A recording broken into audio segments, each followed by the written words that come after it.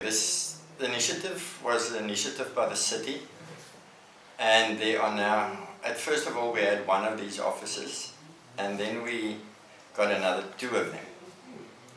That, we decided this is for calming measures, and go put him out on the roadway and see what the public think about it. And we got quite a good comeback from the public saying that. And even when he's out there, you can see that people start slowing down. So he's actually doing a very good job out there. Initiatief om road safety te bevorderen, verstaan je? Voel ik goed daarmee, want het bevordert road safety nummer 1.